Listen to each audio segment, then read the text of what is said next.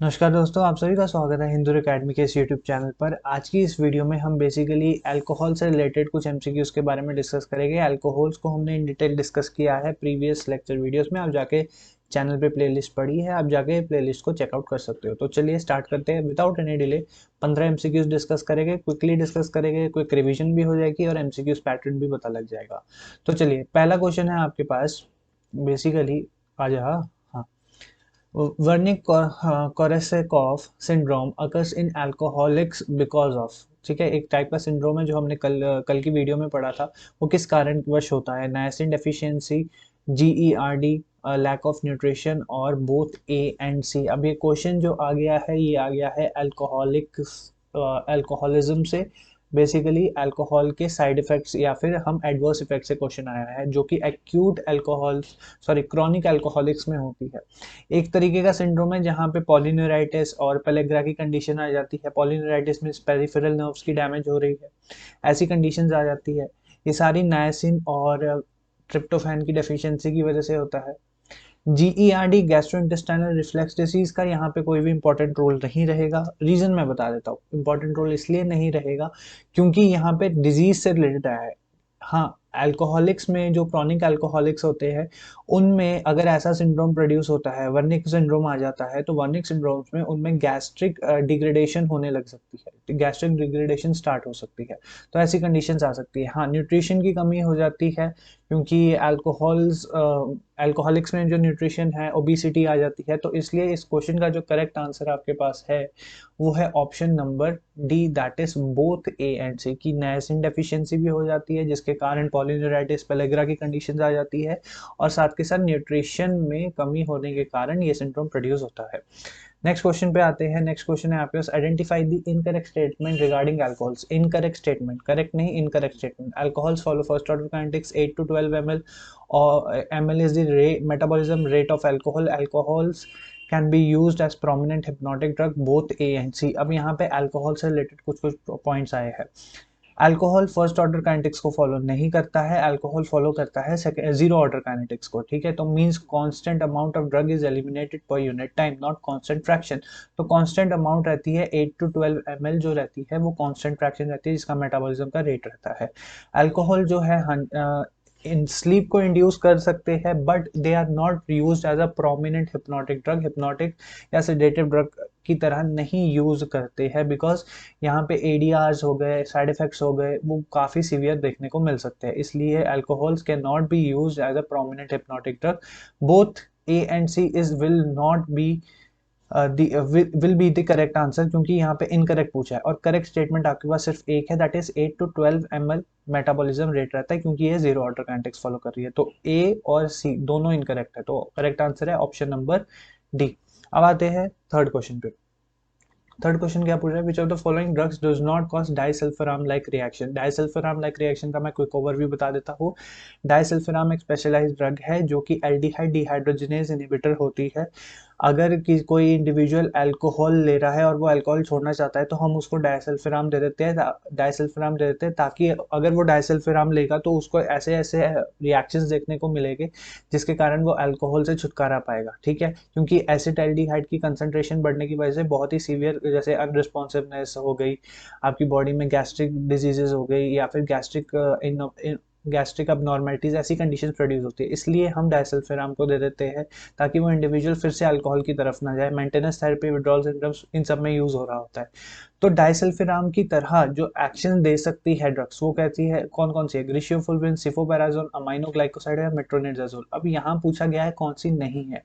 ग्लिशियोफुलविन, सिफोपेराजोन, metronidazole, ये तीन कुछ इंपॉर्टेंट ड्रग्स है। ठीक है, ग्रेशियोफुल्विन एक एंटी फंगल ड्रग है। अमाइनो ग्लाइकोसाइड तो आपकी एंटी माइक्रोबियल एजेंट आ जाती है। सिफोपैराजोल भी आपकी एंटी माइक्रोबियल एजेंट है। मेट्रोनिडाजोल एंटी प्रोटोजोल एजेंट है।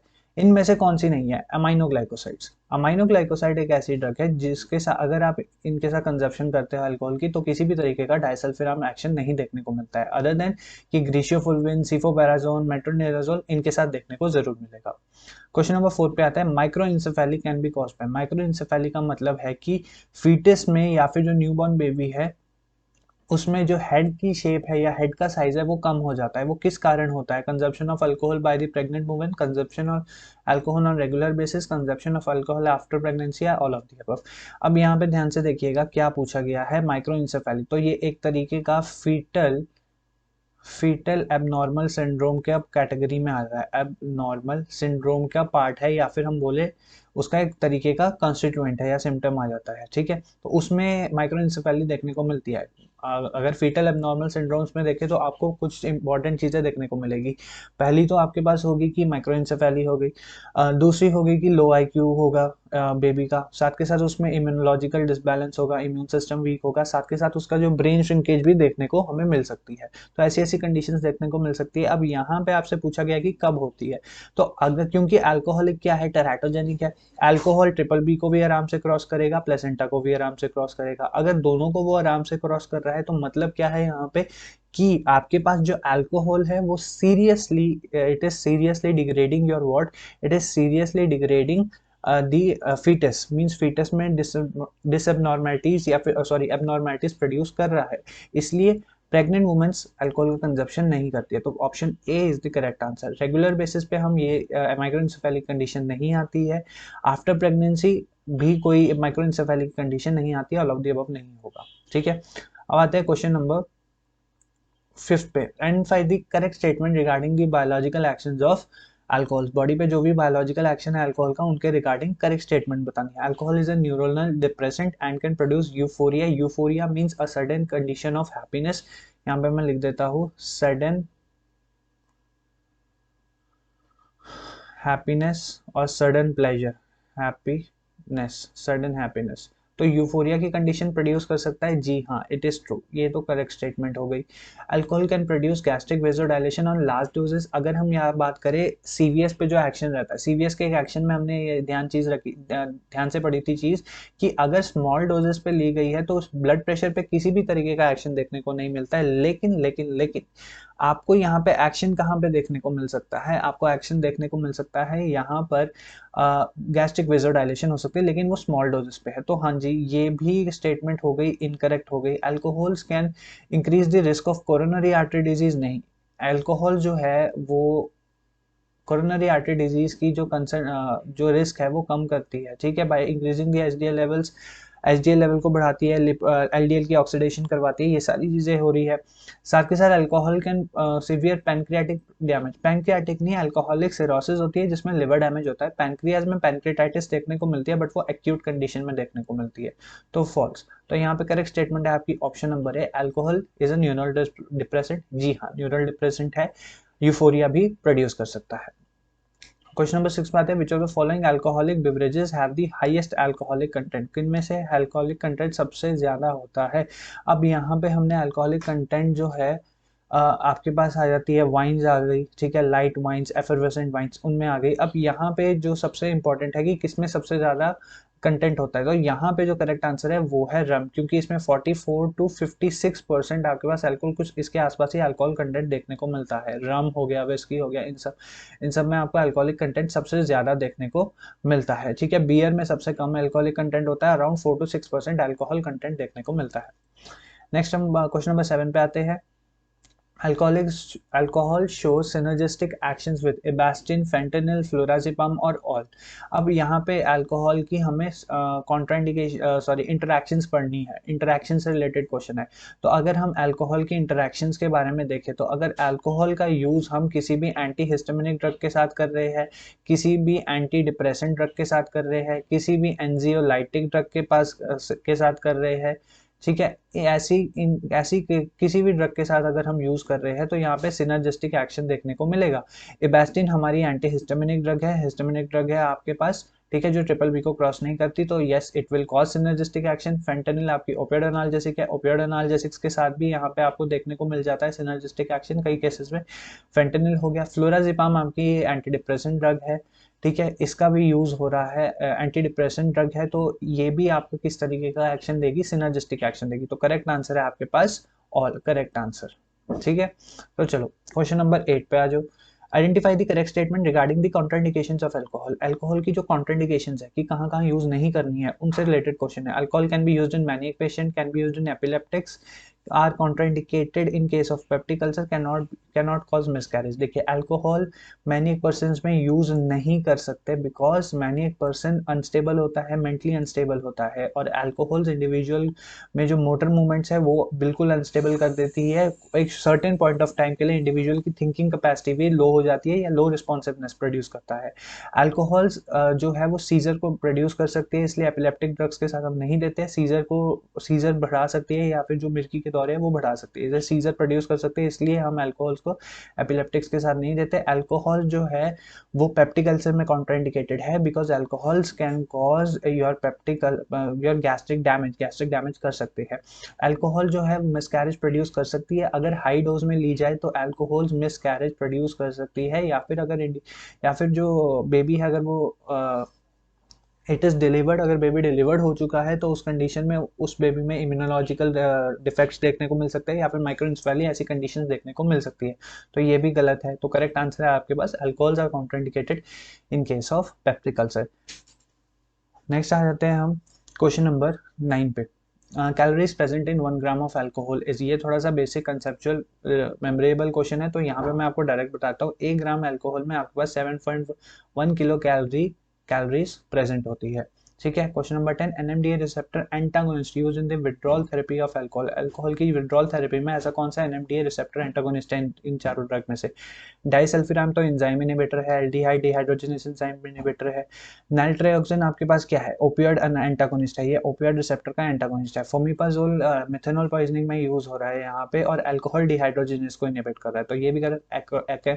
एकम्प्रोस्टेट वीक होता है अगर हम एनएमडीए के बारे में बात करें, और लाइगेंड गेटेड गाबा रिसेप्टर पे भी इसका एक्शन देखने को मिलता है। ठीक है, गाबा पे एक्शन प्रोमिनेंट देखने को मिलता है। गाबा पे कैसा एक्शन होता है? एगोनिस्ट एक्शन देखने को मिलता है। क्वेश्चन नंबर 11 पे आ जाते हैं। Identify the correct statement regarding disulfiram. It inhibits alcohol dehydrogenase enzyme. Disulfiram is not taken till 12 hours of alcohol consumption. Disulfiram is used in patients with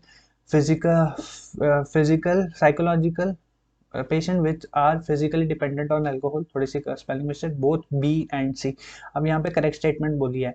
alcohol disulfiram alcohol dehydrogenase को inhibit करता है, जी हाँ, disulfiram alcohol dehydrogenase को inhibit करता है। Disulfiram को 12 hours तक नहीं लेना चाहिए अगर अल्कोहल कंजप्शन किया है, जी हाँ, नहीं तो वो सीवियर गैस्ट्रिक डैमेजेस या फिर आपको सीवियर सिम्टम्स देखने को मिल सकते हैं डाइसल्फिराम के। Yes, disulfiram is used in the patients of physical dependent alcohol, नहीं, ज़्यादातर फिजिकल डिपेंडेंट अल्कोहलिक पेशेंट्स है उन पे ये यूज नहीं की जाती है, तो करेक्ट आंसर है both B and C. 12 hours तक डाइसल्फिराम नहीं लेना है अगर अल्कोहल पॉइजनिंग हुई है। Drug of choice for methanol poisoning is disulfiram, atropine, fomepizole और फोलेट। डाइसल्फिराम का यूज हो रहा है अल्कोहल डिहाइड्रोजनेज इनहिबिशन में, तो ये तो बिल्कुल नहीं है। एट्रोपिन का तो यहाँ कोई लेना देना नहीं है।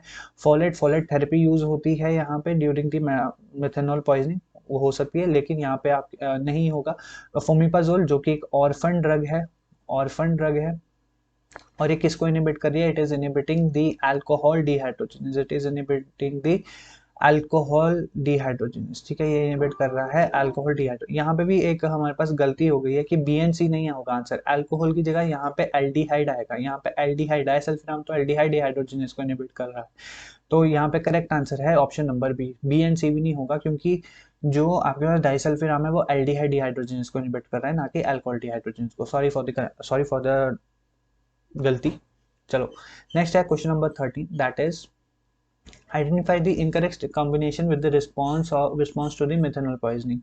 Potassium chloride hypokalemia, ethanol decreasing the rate of formaldehyde, folate to increase the blood folate levels, और dark room to avoid blindness। जब भी इंडिविजुअल मिथेनॉल पॉइजनिंग से आ जाता है, मिथेनॉल पॉइजनिंग में आपके पास मिनिमम 15 ml मिथेनॉल चाहिए अगर इंडिविजुअल को ब्लाइंड करना है, और 30 ml मिथेनॉल चाहिए अगर इंडिविजुअल की डेथ प्रोड्यूस हो रही है।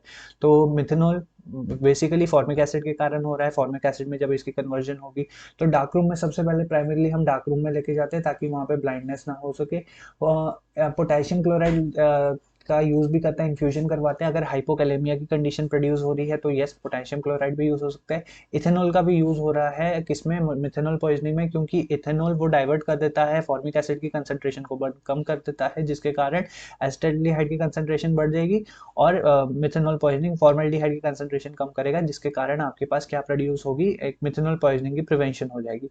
फॉलेट जो है वो यूज तो हो रहा है, लेकिन वो फॉलेट लेवल को कम करने के लिए होता है, ना कि इंक्रीज करने के लिए। इंक्रीज कर रहे हैं तो टॉक्सिसिटी तो बढ़ ही रही है, तो यहाँ पे डिक्रीज करने के लिए होता है। तो करेक्ट आंसर है option number C. Question number 14, second last question of the video, which of the following is not a prominent condition caused due to the chronic alcoholism, pellagra, nausea, polyneuritis और gynaecomastia. Which of the not a prominent, कि ये जो चीज है chronic alcoholism में नहीं होगी। Pellagra होता है, जी हाँ होता है। पॉलीन्यूराइटिस, जी हाँ होता है, जो हमारे वर्निक सिंड्रोम्स है उनका कंडीशन आ जाती है। गायनेकोमेस्टिया, सीएचएफ डिजीजेस, ये सारी देखने को मिलती है।